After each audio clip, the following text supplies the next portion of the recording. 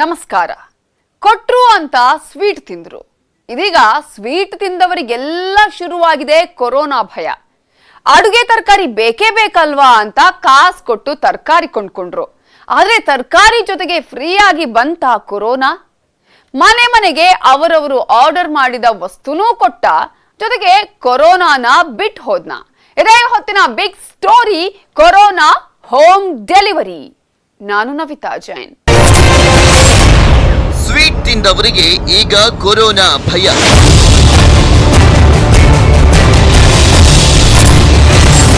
ತರಕಾರಿ ಜೊತೆ virus free ಕೊಟ್ಟನ.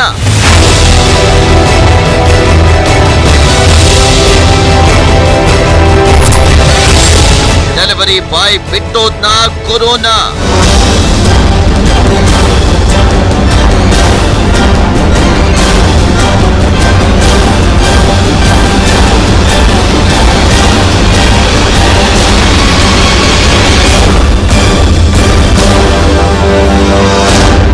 ಎಚ್ಚರವಾಗಿರಬೇಕು. ಪ್ರತಿ ಕ್ಷಣವೂ ಎಚ್ಚರ ವಹಿಸುತ್ತಲೇ ಇರಬೇಕು. ಇಲ್ಲದೆ ಹೋದ್ರೆ ಯಾವ ನೆಪದಲ್ಲಾದ್ರೂ ಸರಿನೆ ಕೊರೋನಾ ನಿಮ್ಮ ಮನೆ ಬಾಗಿಲನ್ನ ತಟ್ಟುತ್ತೆ. ಸ್ವಲ್ಪ ಯಾಮಾರಿದ್ರೂ ಕಣ್ಣು ರೆಪ್ಪೆ ಬಡಿಯೋಷ್ಟರಲ್ಲಿ ಕೊರೋನಾ ವಕ್ಕರಿಸಿ ಬಿಡುತ್ತೆ. ವ್ಯಾಪಾರದ ಗುಂಗಲ್ಲೇ ವೈರಸ್ ನಿಮ್ಮನ್ನ ಟಚ್ ಮಾಡುವ ಸಾಧ್ಯತೆಯೂ ಇರುತ್ತೆ.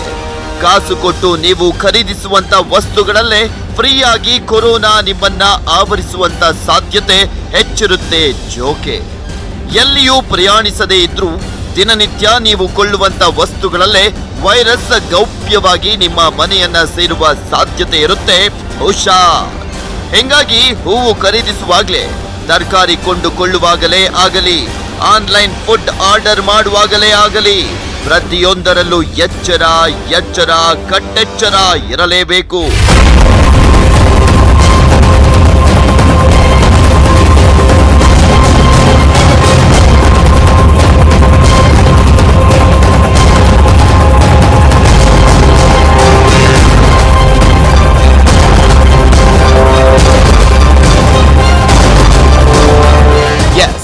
ಕೊರೋನಾ ಕಣ್ಣಿಗೆ ಕಾಣದ ಅತಿ ಸಣ್ಣ ವೈರಸ್.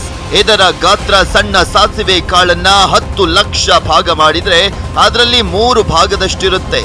ಇದು ನೀರಲ್ಲಾದರೂ ಬರಬಹುದು, ಧೂಳಲ್ಲಾದರೂ ಇರಬಹುದು, ಹೇಗೆ ಬೇಕಾದರೂ ಎಲ್ಲಿ ಬೇಕಾದರೂ ಬರಬಹುದು. ಯಾಕಂದ್ರೆ ಕೊರೋನಾ ವೈರಸ್ ದಾಳಿ ಅತ್ಯಂತ ನಿಗೂಢ. ಹಿಂಗಾಗಿನೇ ಅದೆಷ್ಟೋ ವ್ಯಾಪಾರಿಗಳಲ್ಲೂ ಕೊರೋನಾ ಕಾಣಿಸಿಕೊಂಡಿದೆ. ಮನೆಯಿಂದ ಒಂದೆಜ್ಜೆ ದೂರ ತಾನೆ ಅಂತ ಅಂಗಡಿಗೆ ಹೋದವರಿಗೂ ಕೊರೋನಾ ಬಂದಿದೆ. ತರಕಾರಿ, ಹಣ್ಣು, ಹಾಲು ಖರೀದಿಯಲ್ಲೂ ಇದೀಗ ಎಚ್ಚರ ವಹಿಸಲೇಬೇಕಾಗಿದೆ. ಯಾಕಂದ್ರೆ ವ್ಯಾಪಾರಿಗಳಿಂದಲೇ ಮತ್ತೊಂದಿಷ್ಟು ಜನರಿಗೆ ಕೊರೋನಾ ಹರಡಿದೆ.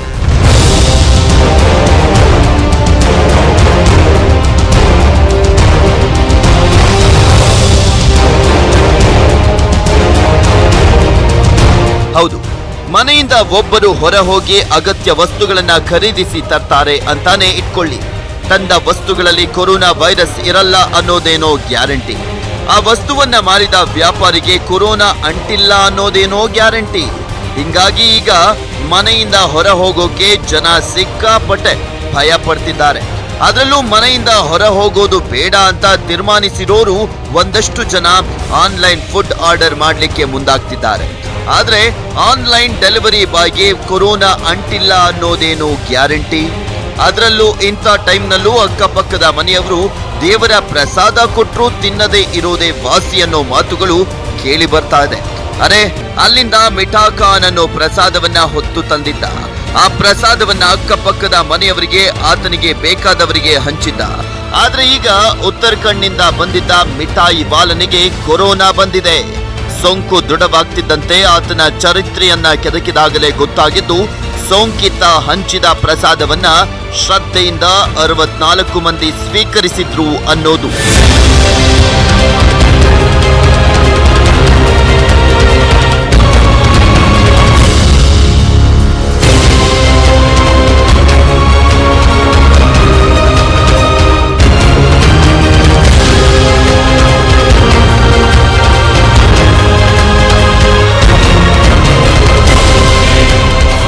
ಹೌದು, ಉತ್ತರಾಖಂಡ್ನಿಂದ ಬಳ್ಳಾರಿಗೆ ಬಂದು ಮಿಠಾಯಿ ಹಂಚಿದವನ ಸಂಪರ್ಕದಲ್ಲಿ 64 ಮಂದಿ ಇದ್ರು. ಅವರೆಲ್ಲರೂ ಮಿಠಾಯಿ ತಿಂದಿದ್ರು. ಹಿಂಗಾಗಿ 64 ಜನರಿಗೂ ಕ್ವಾರಂಟೈನ್ ಸೀಲ್ ಅನ್ನ ಹಾಕಿದ್ದು ಕ್ವಾರಂಟೈನ್ ಮಾಡಲಾಗಿದೆ. ಇದೀಗ ಕ್ವಾರಂಟೈನ್ ಸೀಲ್ ಹಾಕಿಸಿಕೊಂಡಿರೋರು ರಾಜ್ಯದ ಜನತೆಗೆ, ದೇಶದ ಜನತೆಗೆ ಹೇಳ್ತಿರೋದೊಂದೇ ಮಾತು: ಯಾರ್ ಏನ್ ಕೊಟ್ರೂ ಸ್ವೀಕರಿಸೋದು ಒಳ್ಳೆಯದಲ್ಲ. ಒಂದ್ ವೇಳೆ ಏನನ್ನಾದ್ರೂ ಕೊಡ್ಲಿಕ್ಕೆ ಬಂದ್ರೆ ಅಂತವರ ಬಗ್ಗೆ ಕೂಡಲೇ ಕಂಟ್ರೋಲ್ ರೂಮ್ಗೆ ಮಾಹಿತಿ ಕೊಡಿ ಅನ್ನೋದು. ಹೌದು, ಅಪರಿಚಿತರ ಬಗ್ಗೆ ಎಚ್ಚರ ಇರಲೇಬೇಕು. ಕೊರೋನಾ ಹರಡುವಿಕೆ ಸೂಕ್ಷ್ಮತೆಯಿಂದ ಕೂಡಿರೋದ್ರಿಂದ ಯಾರು ಯಾವುದೇ ವಸ್ತು ಕೊಟ್ಟರೂ ಎಚ್ಚರವನ್ನ ವಹಿಸಿ.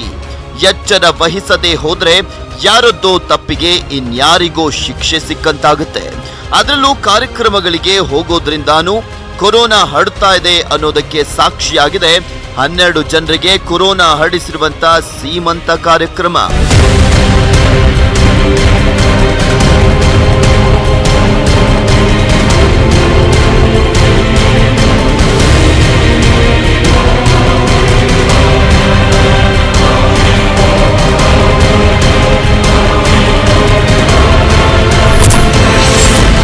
ಸೀಮಂತದಿಂದ 12 ಜನರಿಗೆ ಕೊರೋನಾ. ಎಸ್, ಮಾಜಿ ಸಿಎಂ ಸಿದ್ದರಾಮಯ್ಯ ಕ್ಷೇತ್ರ ಬಾದಾಮಿ. ಇದೀಗ ಬಾದಾಮಿಯಲ್ಲೂ ಕೊರೋನಾ ಸದ್ದು ಮಾಡ್ತಾ ಇದ್ದು 5 ತಿಂಗಳ ಗರ್ಭಿಣಿಗೂ ಕೊರೋನಾ ಬಂದಿದೆ. ಆ ಗರ್ಭಿಣಿಯಿಂದ 12 ಜನರಿಗೆ ಕೊರೋನಾ ಹರಡಿದೆ ಅಂತಲೂ ಹೇಳಲಾಗ್ತಾ ಇದೆ. ಟಾಣಕಶಿರೂರ ಗ್ರಾಮದಲ್ಲಿ ದಿಢೀರನೆ 12 ಪಾಸಿಟಿವ್ ಕೇಸ್ ಕಂಡು ಬಂತು. ಯಾವುದೇ ಟ್ರಾವೆಲಿಂಗ್ ಹಿಸ್ಟರಿ ಇಲ್ಲದೆ ಇರುವಂತ ಗರ್ಭಿಣಿಗೆ ಕೊರೋನಾ ಕಾಣಿಸಿಕೊಂಡ ಕೂಡಲೇ ಅಕ್ಕಪಕ್ಕದ ಮನೆಯಲ್ಲೇ 12 ಜನರಲ್ಲಿ ಕೊರೋನಾ ಕಾಣಿಸಿಕೊಂಡಿದೆ. ಇತ್ತೀಚೆಗೆ ಆ ಗರ್ಭಿಣಿಗೆ ಸೀಮಂತ ಮಾಡಲಾಗಿತ್ತು. ಆ ಕಾರ್ಯಕ್ರಮದಲ್ಲಿ ಪಾಲ್ಗೊಂಡಿದ್ದ ಹಾಗೂ ಆ ಗರ್ಭಿಣಿ ಅಕ್ಕಪಕ್ಕದ ಮನೆಗೆ ಹೋದಾಗ ಕೊರೋನಾ ಹರಡಿರುವಂತ ಶಂಕೆ ಇದೆ.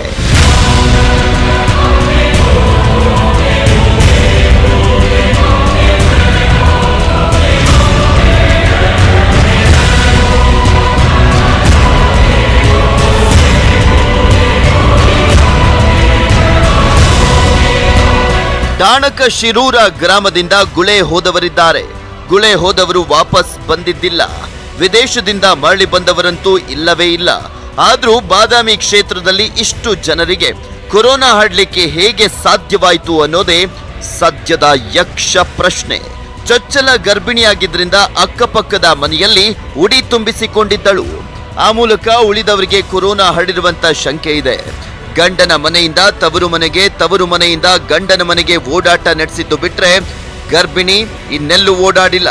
ಆದ್ರೂ ಕೊರೋನಾ ಬಂದಿದೆ. ಹೇಗೆ ಅನ್ನೋದರ ಬಗ್ಗೆ ಈಗ ತನಿಖೆ ನಡೆಯುತ್ತಿದೆ. ಇದರ ಮಧ್ಯೆ ಟಾಣಕಶಿರೂರ ಗ್ರಾಮದಿಂದ ಇನ್ನೊಂದು ಗ್ರಾಮಕ್ಕೆ ಸೋಂಕು ಹರಡುವಂತ ಕೆಲಸ ನಡೀತಾ ಇತ್ತು. ಅದನ್ನ ನಿಮ್ಮ ನ್ಯೂಸ್ 18 ಕನ್ನಡ ತಡೆದಿದೆ. ವ್ಯಾಪಕವಾಗಿ ಸೋಂಕು ಹರಡುವಂತ ಮಹಾ ದುರಂತಕ್ಕೆ ನ್ಯೂಸ್ 18 ಬ್ರೇಕ್ ಹಾಕಿದೆ.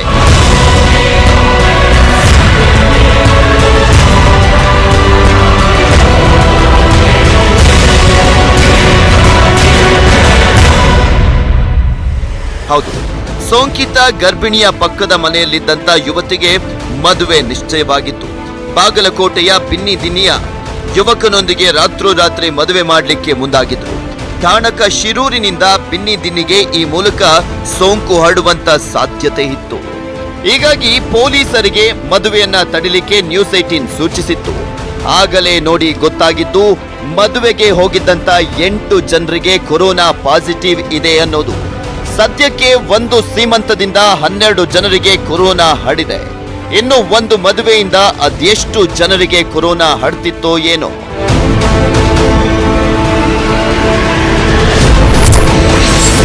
ಪಿಜ್ಜಾ ಡೆಲಿವರಿ ಬಾಯ್ನಿಂದ 72 ಕುಟುಂಬಕ್ಕೆ ಆತಂಕ. ಎಸ್, ನೀವೇನಾದ್ರೂ ಹೊರಗೆ ಹೋಗೋಕ್ಕಾಗಲ್ಲ ಅಂತ ಆನ್ಲೈನ್ನಲ್ಲಿ ಫುಡ್ ಆರ್ಡರ್ ಮಾಡಿದ್ದೀರಾ? ಎಚ್ಚರ, ನೀವಾಗಿ ನೀವೇ ಕಾಸು ಕೊಟ್ಟು ಕೊರೋನಾನ ಖರೀದಿಸೋಕೆ ಮುಂದಾಗ್ತಿದ್ದೀರಿ ಜೋಕೆ. ಯಾಕಂದ್ರೆ ದೆಹಲಿಯಲ್ಲಿ ಪಿಜ್ಜಾ ಡೆಲಿವರಿ ಬಾಯ್ಗಳಿಗೆ ಬಂದಿದೆ ಕೊರೋನಾ. ಹೌದು, ದಕ್ಷಿಣ ದೆಹಲಿಯ ಹೆಸರಾಂತ ಪಿಜ್ಜಾ ರೆಸ್ಟೋರೆಂಟ್ ನಲ್ಲಿ ಡೆಲಿವರಿ ಬಾಯ್ಗೆ ಕೊರೋನಾ ಕಾಣಿಸಿಕೊಂಡಿದೆ. ಹಿಂಗಾಗಿ ಯುವಕನ ಸಂಪರ್ಕದಲ್ಲಿದ್ದಂತ 16 ಸಹೋದ್ಯೋಗಿಗಳನ್ನ ಮತ್ತು ಆತ ಡೆಲಿವರಿ ಕೊಟ್ಟ 72 ಕುಟುಂಬಗಳನ್ನ ಪತ್ತೆ ಹಚ್ಚಿ ಕ್ವಾರಂಟೈನ್ ಮಾಡಲಾಗಿದೆ.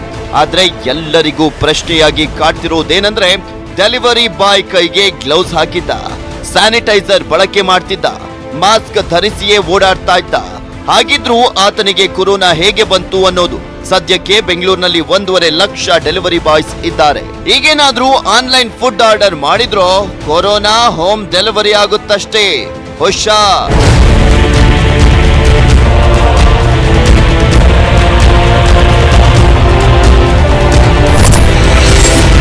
ಬೆಂಗಳೂರಿನ ಡೆಲಿವರಿ ಬಾಯ್ಗೂ ಕೊರೋನಾ. ಹೌದು, ಬೆಂಗಳೂರಿನ ಮಂಗಮ್ಮನ ಪಾಳ್ಯದಲ್ಲಿ ಆನ್ಲೈನ್ ಡೆಲಿವರಿ ಬಾಯ್ ಆಗಿ ಕೆಲಸ ಮಾಡ್ತಿದ್ದಂತ ಯುವಕನಲ್ಲೂ ಕೊರೋನಾ ಬಂದಿದೆ. ಆತ ಅದೆಷ್ಟು ಮನೆಗೆ ಡೆಲಿವರಿ ಕೊಟ್ಟಿದ್ನೋ, ಅದ್ಯಾವ್ಯಾವ ವಸ್ತುಗಳನ್ನ ಡೆಲಿವರಿ ಕೊಟ್ಟಿದ್ನೋ ಏನೋ ಅನ್ನೋದೇ ಸದ್ಯದ ಆತಂಕ. ಆನ್ಲೈನ್ ನಲ್ಲಿ ಶಾಪಿಂಗ್ ಮಾಡಿದ್ರೆ ಡೆಲಿವರಿ ಬಾಯ್ಗಳು ತೆಗೆದುಕೊಂಡು ಬಂದು ಮನೆ ಬಾಗಿಲಿಗೆ ತಲುಪಿಸ್ತಾರೆ ಅನ್ನೋದೇನೋ ಸರಿ, ಆದ್ರೆ ಅವರ ಮೂಲಕ ಕೊರೋನಾ ಕೂಡ ಮನೆ ಬಾಗಿಲಿಗೆ ಪಾರ್ಸಲ್ ಆಗುತ್ತಲ್ಲ ದೇವ್ರೆ. So be careful.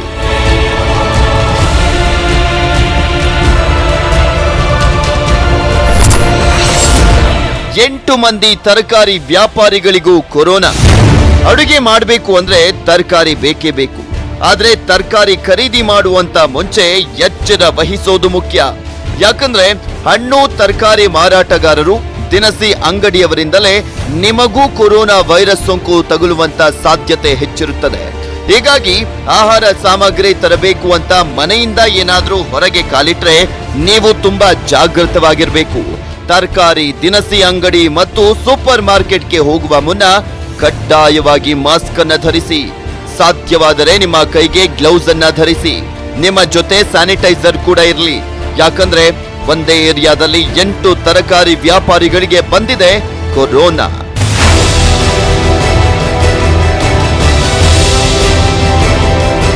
ಗುಜರಾತ್ನ ಅಹಮದಾಬಾದ್ನಲ್ಲಿ 8 ಮಂದಿ ತರಕಾರಿ ವ್ಯಾಪಾರಿಗಳಿಗೆ ಕೊರೋನಾ ಅಂಟಿದೆ.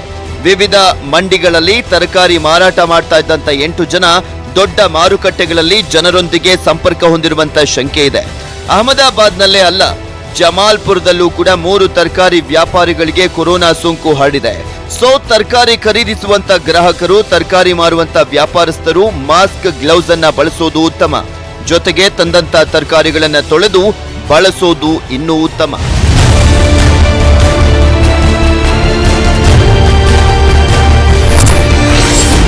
ಜ್ಯೂಸ್ ಅಂಗಡಿ ಮಾಲೀಕನಿಗೂ ಕೊರೋನಾ.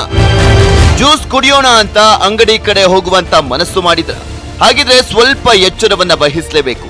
ಯಾಕಂದ್ರೆ ಬಿಜಾಪುರದಲ್ಲಿ ಜ್ಯೂಸ್ ಅಂಗಡಿಯ ಮಾಲೀಕ ಕೊರೋನಾದಿಂದ ಮೃತಪಟ್ಟಿದ್ದಾನೆ. ಹೌದು, ಗೋಲ್ ಗುಂಬಜ್ನ ಮುಂಭಾಗದಲ್ಲಿ ಜ್ಯೂಸ್ ಅಂಗಡಿ ಇಟ್ಟು ವ್ಯಾಪಾರವನ್ನ ನಡೆಸ್ತಾ ಇದ್ದ. ಆದ್ರೆ ಈತ ನಂತರದಲ್ಲಿ ಅನಾರೋಗ್ಯದಿಂದ ಮೃತಪಟ್ಟ. ಆ ವ್ಯಕ್ತಿ ಸಾವನ್ನಪ್ಪಿದ ನಂತರ ಆರೋಗ್ಯ ಇಲಾಖೆ ಚಕಿತಕ್ಕೊಳಗಾಗಿತ್ತು.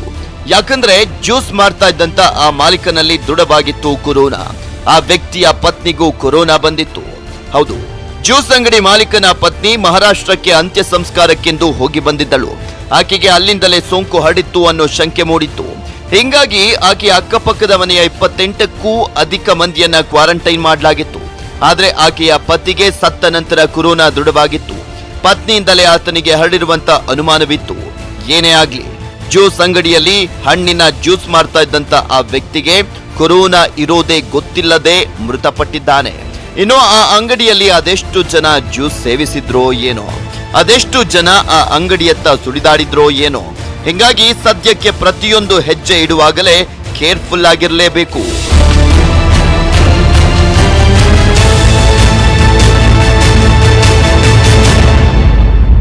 ಆನ್ಲೈನ್ ಡೆಲಿವರಿಯಿಂದಷ್ಟೇ ಅಲ್ಲ, ಹಣ್ಣು, ಹಾಲು, ತರಕಾರಿ ವ್ಯಾಪಾರದಲ್ಲೂ ಕೊರೋನಾ ಹರಡುವ ಆತಂಕ ಇದೆ. ಯಾಕಂದ್ರೆ ಈಗಾಗಲೇ ಇಂತಹ ವ್ಯಾಪಾರಿಗಳಿಂದಲೂ ಹರಡಿದೆಯಂತೆ ಕೊರೋನಾ. ಇಷ್ಟಕ್ಕೂ ಎಲ್ಲೆಲ್ಲಿ ಯಾವ್ಯಾವ ವಸ್ತುಗಳ ವ್ಯಾಪಾರದ ನಡುವೆಯೇ ಕೊರೋನಾ ಸೇಲ್ ಆಗಿದೆ ಅಂದ್ರ ಹೇಳ್ತೀವಿ ಬ್ರೇಕ್ ಆದ್ಮೇಲೆ. ಹಣ್ಣು ಮಾರಿದವನಿಂದ 5 ಕೊರೋನಾ ಬಂತ. ಆಹಾರ ಕಿಟ್ ಕೊಟ್ಟ 300 ಮನೆಯಲ್ಲೂ ಢವಢವ ಶುರುವಾಗಿದೆಯಾ? ಈರುಳ್ಳಿ ಲಾರಿಯಲ್ಲಿ ಸುತ್ತುತ್ತಾ ಇದ್ದವರಿಗೆ, ಹೋಟೆಲ್ನಿಂದ ಪಾರ್ಸೆಲ್ ತಂದವರಿಗೆ ಆಗಿದ್ದೇನು? ಈ ಸ್ಟೋರಿ ನೋಡಿ ನಿಮ್ಗೆ ಗೊತ್ತಾಗತ್ತೆ. ಹಣ್ಣು ಮಾರ್ತಿದ್ದ ಕೊರೋನಾ ಬಿಟ್ಟು ಹೋದ. ಹೌದು, ಕಲಬುರಗಿಯ ಒಬ್ಬ ಹಣ್ಣು ವ್ಯಾಪಾರಿಯಿಂದ ಸುತ್ತಮುತ್ತಲಿನ ಜನರಲ್ಲೂ ಆತಂಕ ಶುರುವಾಗಿದೆ. ಯಾಕಂದ್ರೆ 65 ವರ್ಷದ ವೃದ್ಧ ಕಲಬುರಗಿಯಲ್ಲಿ ಹಣ್ಣು ಮಾರ್ತಾ ಇದ್ದ. ಆದ್ರೀಗ ಆತನಿಂದಲೇ 5 ಕೊರೋನಾ ಸೋಂಕು ಹರಡಿದೆ. 4 ಮಹಿಳೆಯರಿಗೆ, ಓರ್ವ ಬಾಲಕನಿಗೆ ಸೋಂಕು ಹರಡಿಸಿದ ವೃದ್ಧ ಚಿಕಿತ್ಸೆ ಫಲಕಾರಿಯಾಗದೆ ಮೃತಪಟ್ಟಿದ್ದಾನೆ. ಆದ್ರೂ ಈಗ ಕಲಬುರಗಿಯಲ್ಲಿ ಹಣ್ಣು ಕೊಳ್ಳೋಕು ಜನ ಭಯ ಬೀಳ್ತಿದ್ದಾರೆ. ನಿಜ, ಹಣ್ಣು ಮಾರುತ್ತಾ ಬಂದ ವ್ಯಾಪಾರಿಗೆ ಕೊರೋನಾ ಬಂದಿದ್ರೆ ಆತನ ಸಂಪರ್ಕಕ್ಕೆ ಬಂದು ಹಣ್ಣು ಖರೀದಿಸುವಂತ ಗ್ರಾಹಕರಿಗೆ ಕೊರೋನಾ ಹರಡಿದ್ರೆ ಅನ್ನುವ ಭಯ ಸಹಜ. ಹೀಗಾಗಿ ಹೊರಗಿನಿಂದ ಏನನ್ನೇ ಕೊಂಡುಕೊಂಡ್ರೂ ಮುಂಜಾಗ್ರತಾ ಕ್ರಮ ತೆಗೆದುಕೊಳ್ಳೋದೇ ಲೇಸು. ಆಹಾರ ಧಾನ್ಯ ಕಿಟ್ ಜೊತೆಗೆ ಕೊರೋನಾ ಫ್ರೀ. ಎಸ್, ಚಿಕ್ಕಬಳ್ಳಾಪುರದಲ್ಲಿ 65 ವರ್ಷದ ವ್ಯಕ್ತಿಯೊಬ್ಬರಲ್ಲಿ ಕೊರೋನಾ ಸೋಂಕು ದೃಢವಾಗಿತ್ತು. ಆ ವ್ಯಕ್ತಿ ಸದ್ಯಕ್ಕೆ ಮೃತಪಟ್ಟಿದ್ದು, ಆತನ ಟ್ರಾವೆಲಿಂಗ್ ಹಿಸ್ಟರಿ ಎಲ್ಲರನ್ನ ಅಚ್ಚರಿಗೆ ದೂಡ್ತಾ ಇದೆ. ಯಾಕಂದ್ರೆ ಆತನಿಗೆ ಸೋಂಕು ಅದೇಗೆ ತಗುಲ್ತು ಅನ್ನೋದೇ ನಿಗೂಢವಾಗಿದೆ. ಅಲ್ಲದೆ ಆತ ಸಾಮಾಜಿಕ ಕಾರ್ಯದಲ್ಲಿ ತೊಡಗಿದ್ದ ವ್ಯಕ್ತಿ ಅನ್ನೋದು ತಿಳಿದಿದ್ದು 300 ಬಡವರಿಗೆ ಆಹಾರ ಕಿಟ್ ಅನ್ನ ನೀಡಿದ್ದ ಅನ್ನೋದು ಸುದ್ದಿ ಎಲ್ಲಿಲ್ಲದ ದಿಗಿಲನ್ನ ಹುಟ್ಟಿಸಿದೆ. ಇನ್ನು ಆ ವ್ಯಕ್ತಿ ಆಹಾರ ವಿತರಣೆ ಮಾಡುವ ಮುನ್ನ ನಗರಸಭೆಗೆ ಬಂದು ಪರ್ಮಿಷನ್ ಅನ್ನ ಪಡೆದು ಹೋಗಿದ್ದ. ಸದ್ಯಕ್ಕೆ ಈತನ ಕೈಯಿಂದ ಅದ್ಯಾರ್ಯಾರ್ ಕಿಟ್ ಪಡೆದಿದ್ದಾರೋ ಏನೋ. ಈತ ನಗರಸಭೆಯಲ್ಲಿ ಅದೆಷ್ಟು ಜನರನ್ನ ಭೇಟಿಯಾಗಿದ್ನೋ ಏನೋ. ಈತನ ಸಂಪರ್ಕಕ್ಕೆ ಬಂದವರೆಷ್ಟು ಜನ ಅಂತಾನೆ ಗೊತ್ತಾಗ್ತಾ ಇಲ್ಲ. ಆದ್ರೆ ಈತನಿಗೆ ಸೋಂಕು ಹರಡಿದ್ದು ಹೇಗೆ ಅನ್ನೋದೇ ಸದ್ಯದ ಯಕ್ಷ ಪ್ರಶ್ನೆ. ಚಿಕ್ಕಬಳ್ಳಾಪುರದಲ್ಲೇ ಅಲ್ಲ, ಅದೇ ರೀತಿ ಆಹಾರ ವಿತರಣೆ ಮಾಡಿದಂತ ಹುಬ್ಬಳ್ಳಿಯ ಅಂಟಮ್ಮಾಸಿಂದಲೂ ಕೊರೋನಾ ಹರಡಿದೆ. ಹುಬ್ಬಳ್ಳಿಯ ಮುಲ್ಲಾ ಓಣಿ ನಿವಾಸಿಯಾಗಿದ್ದಂತ ರೋಗಿ ನಂಬರ್ 194 ದೆಹಲಿಯ ಪ್ರವಾಸದ ಹಿನ್ನೆಲೆಯನ್ನ ಹೊಂದಿದ್ದ. ಈತ ಸುಮಾರು ಮನೆಗಳಿಗೆ ಆಹಾರ ಧಾನ್ಯವನ್ನ ವಿತರಿಸಿದ್ದ. ಈತನ ಜೊತೆ ಈತನ ಅಣ್ಣ ಕೂಡ ಇದ್ದ. ಇದೀಗ ಇವರಿಂದ 7 ಜನರಿಗೆ ಕೊರೋನಾ ಹರಡಿದೆ. ಅದರಲ್ಲೂ ಆಹಾರ ಧಾನ್ಯ ವಿತರಣೆ ಮಾಡುವಾಗ ಜೊತೆಗಿದ್ದಂತ ವ್ಯಕ್ತಿಗೂ ಇವರಿಂದಲೇ ಕೊರೋನಾ ಹರಡಿದೆ ಅನ್ನೋ ಶಂಕೆ ಇದೆ.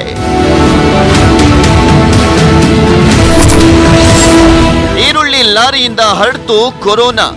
ಎಸ್, ದಾವಣಗೆರೆಯಿಂದ ಬಾಗಲಕೋಟೆಗೆ ರೋಗಿ ನಂಬರ್ 617 ಈರುಳ್ಳಿ ಲಾರಿಯಲ್ಲಿ ಪ್ರಯಾಣಿಸಿದ್ರು.